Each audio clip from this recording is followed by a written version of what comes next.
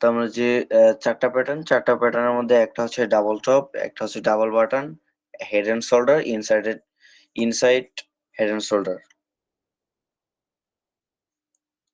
বা inverse head and shoulder. ঠিক আছে? এখন আমরা আরেকটা প্যাটার্ন সম্পর্কে জানবো, যেটা হচ্ছে ফ্লাইং ওয়েট গা। এটা হচ্ছে মূলত মার্কেটের মধ্যে অনেক ভালো কাজ করে। ফ্লাইং ওয়েট গা যদি দেখি, তা ফ্লাইং ওয়েট গা ২ প্রকার আছে।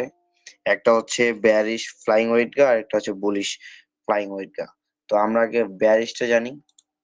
বেয়ারিশ বলতে আমরা জানি উপর থেকে যেটা আসে, তাই না? বা যেমন রেড ক্যান্ডেল যেটা।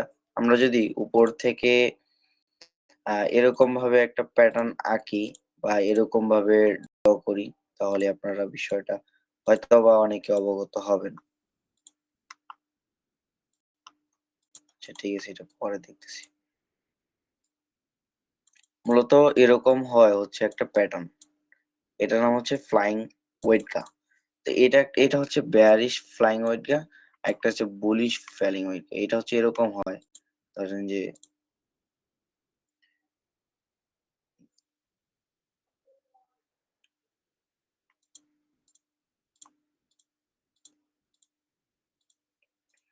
Break next target. তো এরকম হয় মূলত হচ্ছে এটা একটা দুইটাই ফ্লাইং ওয়েটকা। তো এই ২ টা ফ্লাইং ওয়েটকার মধ্যে সিস্টেম হচ্ছে এরকম। একটা হচ্ছে বেয়ারিশ, একটা হচ্ছে বুলিশ। ২ টাই হচ্ছে মার্কেটের এরকম ভাবে বা এরকম আকৃতি প্যাটার্ন হিসেবে কাজ করে। ঠিক আছে? যখন একটা ব্রেকআউট করে মার্কেট, সেই ব্রেকআউট এর জন্য আমরা অলওয়েজ অপেক্ষা করি। এটা হচ্ছে বেসিক বিষয়টা আমরা একটু বুঝাই দিলাম। যে আসলে প্যাটার্ন কয় প্রকার এবং কি, কি হয়। এখন আমরা বেশি আপনাদের উপরে ভার দেওয়ার ট্রাই করব না। আমরা আরেকটা প্যাটার্ন সম্পর্কে জানবো, তারপরে অ্যাডভান্স। এখন আরেকটা প্যাটার্ন যদি বলি, তাহলে বুলিশ রেক্টেঙ্গেল এবং বেয়ারিশ রেক্টেঙ্গেল দেখবো। ঠিক আছে? বেয়ারিশ এবং বুলিশ রেক্টেঙ্গেল হচ্ছে এরকম হয়। ধরেন আমরা মার্কেট সাইডওয়ে মুভমেন্ট বলি। একটা কি মার্কেট আছে আপ ট্রেন্ড, একটা ডাউন ট্রেন্ড, একটা হচ্ছে সাইডওয়ে। এই সাইডওয়ে মার্কেটটা যখন চলে তখন এটা হয়ে যায় একটা বক্স। এই বক্সকে আমরা বুলিশ রেক্টেঙ্গেল হিসেবে ধারণা করি, বা সেটা হচ্ছে রিয়াল মার্কেটে এটা একটা প্যাটার্ন। তো সেটা হচ্ছে মূলত ধরেন এটা একটা এভাবেই চলতেছে। ঠিক আছে? এভাবে যখন একটা মার্কেট চলে, নেক্সট টাইম এটা ব্রেক করে মার্কেটে চলে যায়। এই যে এখানে একটা এখানে একটা রেজিস্ট্যান্স প্লাস নিচে একটা সাপোর্ট হয়। তো এখানে ধরেন এটা একটা বক্স। এই বক্সটাকে মূলত যখন একটা জায়গায় মার্কেট ঘোরাফেরা করে, তখন এই জায়গাটাকে আমরা মূলত বলি হচ্ছে বুলিশ রেক্টেঙ্গেল। আর যদি এটা উপর দিকে না গিয়ে এটা যদি কোনোভাবে নিচের সাপোর্টকে ব্রেক করে রিটেস্ট করার পর আবার ডাউন করে, তখন এটাকে বলবো বেয়ারিশ। এটা যেরকমই হোক না কেন, যদি উপরে যায় তাহলে হচ্ছে বুলিশ। মানে যেটাই হোক না কেন, যেই পাশেই আপনার এটা ব্রেকআউট করবে, ব্রেকআউট করার পরে আবার রিটেস্ট করার জন্য সেই পজিশনে আসবে, সেটাই হচ্ছে আমাদের মূলত কি এন্ট্রি পয়েন্ট থাকবে। আচ্ছা এখন বেয়ারিশ বুলিশের বিষয়টা আমরা এটা জানলাম। এখন হচ্ছে আপনাদের স্ক্রিনশট এর পালা। আমরা আগে ডাবল টপ দিয়ে শুরু করব। একটা ফাঁকা পেজে যাই এবং ডাবল টপের আমরা ২ টা বা ৩ টা প্যাটার্ন দেখব। যেটা হচ্ছে সাধারণত ১ম এ হয় হচ্ছে একটা ছোট ডাবল টপ। এখানে ধরেন একটা ডাবল টপ প্লাস এটা হচ্ছে সোজা বাঙ্গালি যেটাকে বলা হয়। নেক্সট এ যেটা থাকবে, আমি যখন স্ক্রিনশট নিতে বলবো তখন নিয়েন। এর আগে আবার নিয়েন না। ঠিক আছে? হয়তোবা এর আগের যে ব্যাচটা ছিল সেটা দিছিলাম, মানে এই আগের ব্যাচের বা যখন ক্লাস শুরু করি তখন অনেকেই জয়েন ছিল। মানে সাধারণত কেমন হয়? এটা মূলত এতদূর হয় না। এই যে এটা মার্কেট থেকেই আমরা দেখবো। মার্কেটেই আসলে কিভাবে এই বিষয়গুলো হয়, এই বিষয়গুলো আমরা মার্কেটেই আচ্ছা এই ৪ টা বিষয় আপনারা স্ক্রিনশট নেন। এটা কখন এন্ট্রি পয়েন্ট হবে? আমি নিজেও এটা স্ক্রিনশট দিয়ে রাখতেছি। নেক্সট ক্লাসে আমি এটা বিশ্লেষণ করব। এই বিষয়ে বিশ্লেষণ করব। কোথায় এক্সাক্টলি আমাদের এসএল হবে, কোথায় টিপি হবে। যারা স্ক্রিনশট নিচ্ছেন তারা কষ্ট করে একটু হ্যান্ড রাইজ করে জানাবেন। আবার হ্যান্ডটা ডাউন করে দিবেন। আবার হ্যান্ডটা ডাউন করেন তাহলে। যারা হ্যান্ড রাইজ করছেন আবার সুন্দর করে ডাউন করেন, আবার স্ক্রিনশট নেবেন, আবার হ্যান্ড রাইজ করবেন, ঠিক আছে? এখন এটা হয়ে গেল ডাবল টপের যে বিষয়টা। এখন ডাবল বাটনটা যদি আমরা দেখাই, ডাবল বাটনটা হচ্ছে একটা ডাব্লু শেপ, যেটা হচ্ছে ইংরেজি একটা ওয়ার্ড।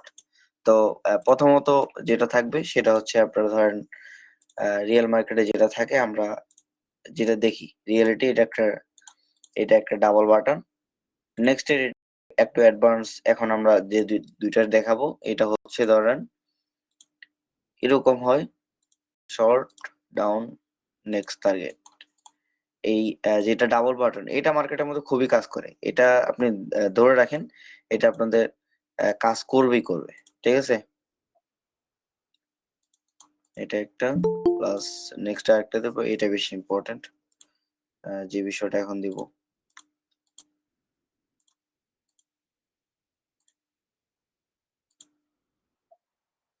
হুম, এটা হচ্ছে মূলত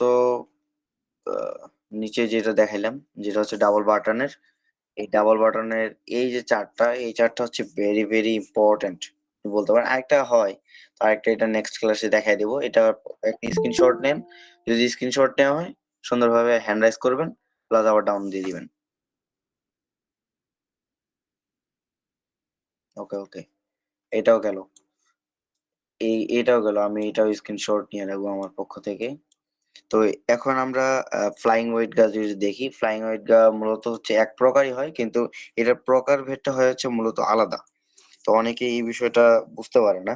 এটা হচ্ছে এরকম, ধরেন মার্কেটটা যখন উপরে যায়, এখান থেকে আবার শর্ট, আবার আপ, আবার শর্ট, ধরেন এখান থেকে আবার আপ, আবার এখান থেকে শর্ট।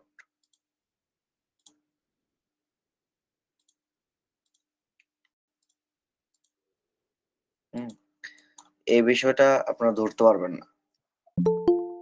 এই বিষয়টা কেন ধরতে পারবেন না? কারণ আপনার একটা ফ্যাক্ট ব্রেকআউট দিয়ে আপনার নলেজটাকে সে গ্র্যাব করে ফেলছে। সেই নলেজটা আপনি আর চাইলেও ফিরে পেতে পারবেন না। অনেক কঠিন হয়ে যায় এই নলেজটা গেইন করতে গেলে।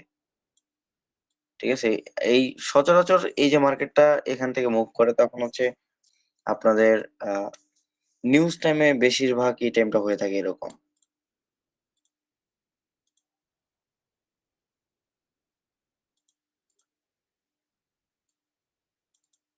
এটা হয়তো আমাদের ড্র করতে একটু সমস্যা হয়ে গেছে। তো মূলত এরকমই হয় একটা ফ্লাইং, যদি দেখেন তাহলে মূলত এরকমই হয়। আপনার মার্কেটের মধ্যে এটা এপ্লাই করে দেখবেন যে এটা আসলে কতটুকু কি বা কতটুকু এটার যুক্তিসম্মত হতে পারে।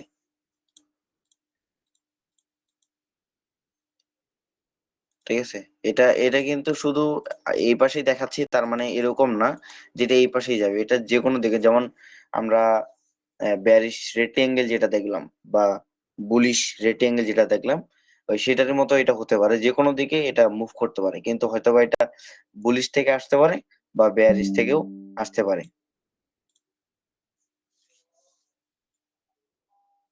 আর আপনার যে এক কথায় যেটা হচ্ছে ডাবল টপ এবং হচ্ছে ডাবল বাটন, এই ২ টাই হচ্ছে মেইন একটা বিষয় হয়ে দাঁড়ায়। আর এগুলো হচ্ছে স আপনার এই যে ফ্লাইং যে বিষয়টা, ফ্লাইং ওয়েট গার্ড যে বিষয়টা, এটা হচ্ছে সচরাচর আ সবসময় হয়ে আমরা দেখি মার্কেটে। ঠিক আছে? এটার তেমন আর দেখাচ্ছি না। কারণ এটার আকৃতিটা ওই একই রকম হয়। কিন্তু মাঝে মধ্যে ফেক ব্রেকআউট মারে। সবসময় মাঝে মধ্যে দেখবেন যে ফেক ব্রেকআউট দিয়ে দিছে ক্যান্ডেলে। তো এটা একটু বুঝতে হবে। ফেক ব্রেকআউট আমরা নেক্সট ক্লাসে দেখব যে কোনটা আমাদের ভ্যালিড ব্রেকআউট, কোনটা ইনভ্যালিড ব্রেকআউট। এই বিষয়টাও আমরা জানবো। ঠিক আছে? এখন মার্কেটের মধ্যে একটু দেখি যে এই প্যাটার্নটা কত নাম্বারে ছিল।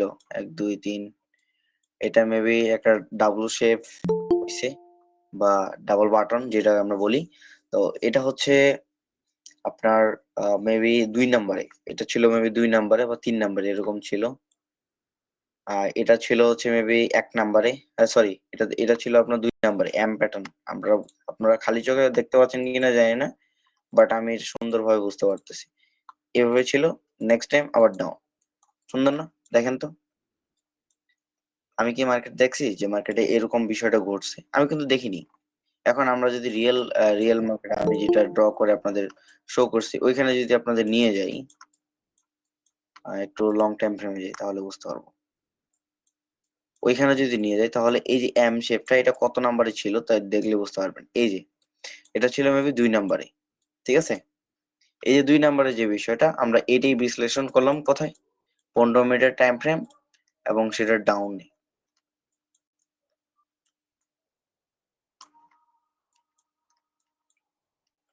আমরা যদি মার্কেটটা কোথায় দেখলাম? আচ্ছা যাই হোক, এরকম তৈরি হয়। আপনারা আশা করি বুঝছেন যে এই মার্কেটে এরকম কিছু, কিছু সিচুয়েশন তৈরি হয় যেগুলো হচ্ছে এই আমি যে কয়েকটা প্যাটার্ন শো করলাম, এই প্যাটার্ন গুলোতেই আপনারা কাজ করেন। আপনি বিভিন্ন জায়গায় দেখবেন যে এই প্যাটার্ন গুলো আপনি কখনো পাবেন না।